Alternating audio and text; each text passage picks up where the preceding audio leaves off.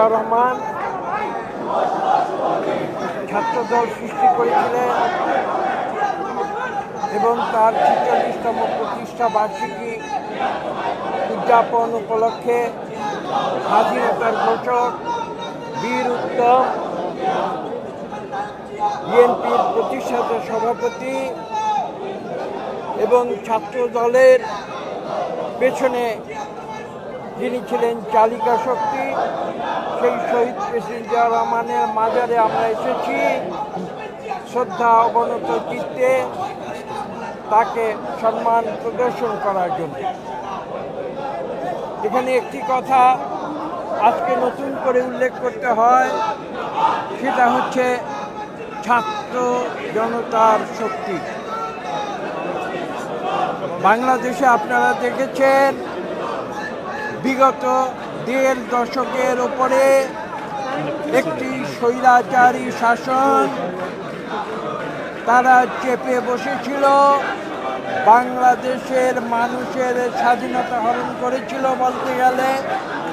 বলতে গেলে তারা বাংলাদেশের মানুষের গণতন্ত্র হরণ করেছিল, বাংলাদেশের মানুষের কথা বলার অধিকার হরণ করেছিল, বাংলাদেশের মানুষের রাইট অফ অ্যাসোসিয়েশন হরণ করেছিল, বাংলাদেশের মানুষের ভোটের অধিকার হরণ করেছিল। এক কথায় বলতে গেলে, আমি যেটা একটু আগেও বলেছি, তারা এই দেশকে একটি স্বৈর শাসনে পরিণত করেছে। আপনারা দেখেছেন দীর্ঘ ১৫ বছর যাবৎ বাংলাদেশের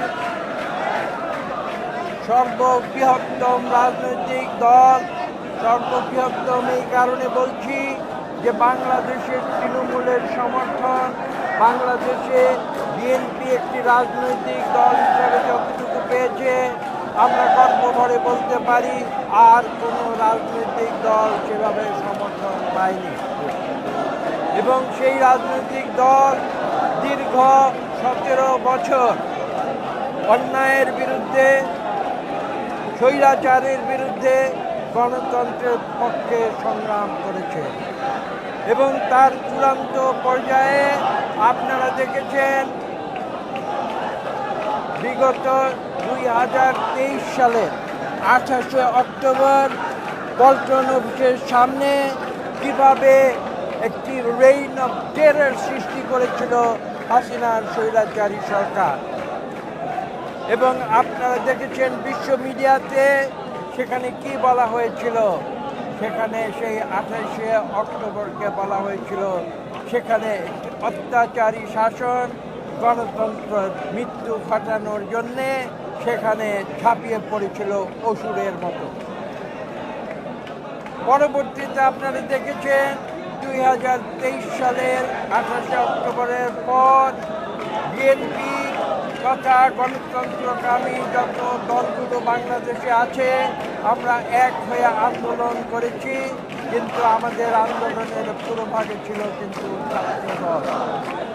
এবং সেই ছাত্রদল তথা বাংলাদেশের সমগ্র ছাত্র সমাজ, গণতন্ত্রকামী ছাত্র সমাজ, তারা পরবর্তীতে তারা যখন কোটা আন্দোলন শুরু করে, সেই আন্দোলন আপনারা দেখেছেন হাজার হাজার ছাত্র জনতার রক্তের বিনিময়ে এই দেশের, অনেকে বলেন যে দ্বিতীয় স্বাধীনতা, আমরা বলি মানুষের মুক্তির যে আন্দোলন, সেই আন্দোলনে রূপান্তরিত হয়েছিল, যার ফলশ্রুতিতে জুলাই আগস্টের সেই আন্দোলনে ৫ই আগস্ট স্বৈরাচারী শেখ হাসিনা কাপুরুষের মতো দেশ ছেড়ে পালাতে বাধ্য।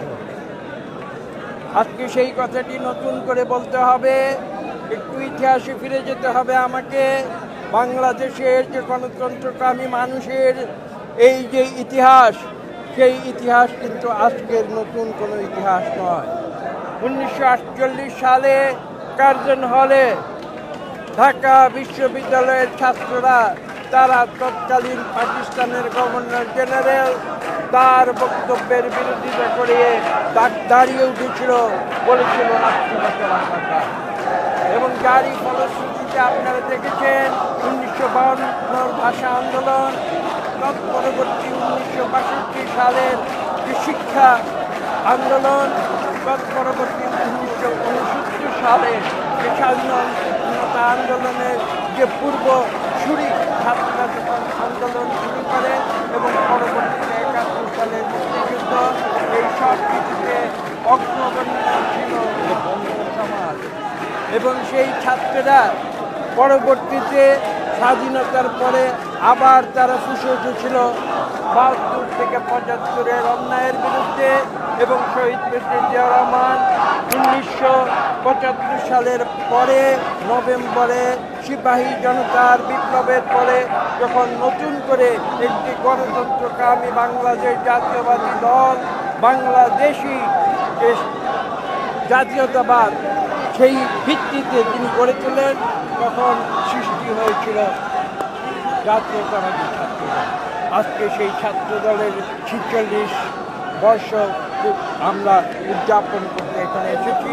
আপনারা জানতে চেয়েছেন কেন এসেছি, তার পূর্ব এখানে আরেকটু বলা প্রয়োজন। আপনারা জুলাই আগস্টের যে আন্দোলন দেখেছেন, ছাত্র জনতার আন্দোলন, সেটা কিন্তু ছিল এই স্বৈরাচারী গণতান্ত্রিক সরকার হাসিনার তার বিরুদ্ধে মানুষের অধিকার প্রতিষ্ঠার আন্দোলন। শুধু গণতান্ত্রিক অধিকার নয়, অর্থনৈতিক প্রতিষ্ঠার আন্দোলন। এবং সেই আন্দোলনে দেশের সাধারণ ছাত্রদের সঙ্গে আমরা বিএনপি শুধু নয়, বাংলাদেশের সকল গণতন্ত্রকামী রাজনৈতিক দল তথা ছাত্র দল, বাংলাদেশ জাতীয়তাবাদী ছাত্র দল, তারা গুরুত্বপূর্ণ ভূমিকা তারা পালন করেছিল। তারা কিন্তু তখন রাজনৈতিক পরিচয় সেখানে যায়নি, তারা গিয়েছিল ছাত্র পরিচয়। এবং ছাত্র পরিচয়ে আমি একটি ছোট্ট উদাহরণ দেব। আমার জেলা নরসিংদীতে 19শে জুলাই যেদিন জেল ভেঙে যাদের বিরুদ্ধে মিথ্যা মামলা তৎকালীন আওয়ামী সরকার দিয়েছিল, তারা জেল ভেঙে যেদিন বেরিয়ে এসেছিল, সেদিন একদিনে ২৪ জন তরুণ যুবকের রক্ত সেখানে পতিত হয়েছিল। সেই রক্তের বিনিময়ে সেই ২৪ জন ছাত্রের প্রত্যেকে ছিল বাংলাদেশ জাতীয়তাবাদী পরিবারের সাথে। কিন্তু তারা কিন্তু সেদিন বিএনপির পরিচয় দেয় নেই, তারা সেদিন ছাত্রের পরিচয়ে তারা জীবন দিয়েছিল, রক্ত বিসর্জন দিয়েছিল। কি কারণে?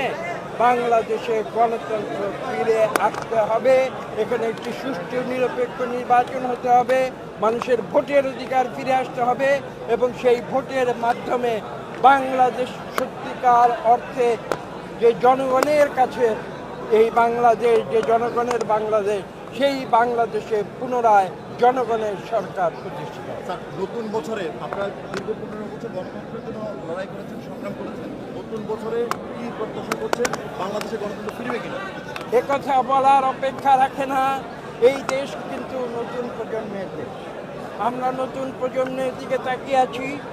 তারা এই দেশের নেতৃত্ব ভবিষ্যতে গ্রহণ করবে, এটা কিন্তু কারো বলে দেবার অপেক্ষা রাখে না। এটা হচ্ছে প্রকৃতির নিয়ম, একজন যাবে আরেকজন আসবে।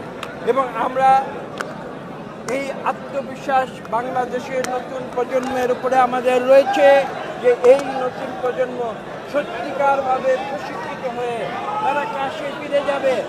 যারা লেখাপড়া সুসম্পন্ন করেনি তারা লেখাপড়া সম্পূর্ণ করবে। দেশ পরিচালনার যে গুরুদায়িত্ব, সেই গুরুদায়িত্বের জন্য তারা প্রস্তুতি নেবে এবং প্রস্তুতি নিয়ে এসে তারা জনগণের ভোট নিয়ে তারা এই দেশ পরিচালনা করবে সঠিক পথে, ন্যায়ের পথে, সত্যের পথে। এটাই আমাদের গতকাল বৈষম্যবিরোধী ছাত্র আন্দোলনের নেতৃবৃন্দ বলেছেন শেখ হাসিনার বিচার এবং সংস্কার ছাড়া নির্বাচন তারা চায় না। আপনারা কি চান? সংস্কার একটি চলমান প্রক্রিয়া। সভ্যতার আদি যুগ থেকে মানব সভ্যতা বিকশিত হয়েছে সংস্কারের মাধ্যমে। সংস্কার কোনোদিন থেমে থাকে না। কাজেই আগে সংস্কার, পরে নির্বাচন, অথবা আগে নির্বাচন পরে সংস্কার, এগুলো কোনো অর্থবহ প্রশ্ন নয়। সংস্কার চলবে। যদি আমরা গণতন্ত্রে বিশ্বাস করি, প্রতি 5 বছর নির্বাচন হবে। আপনারা নতুন প্রজন্মের কথা বলেছেন, এদেশে নতুন প্রজন্ম তো ভোট দেবারই সুযোগ পায়নি।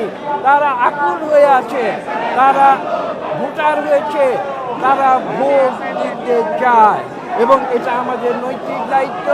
আমাদের নতুন প্রজন্মকে সেই ভোটের সুযোগ আমাদের সৃষ্টি করে দিতে হবে।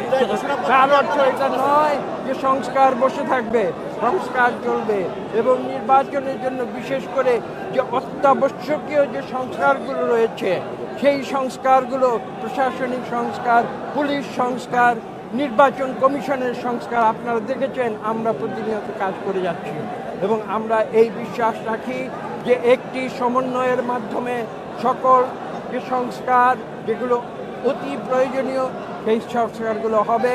পাশাপাশি নির্বাচনের প্রস্তুতি চলবে এবং যথাশীঘ্র জনগণের দেশ জনগণের হাতে তুলে দেওয়া হবে একটি সুষ্ঠু নিরপেক্ষ নির্বাচন।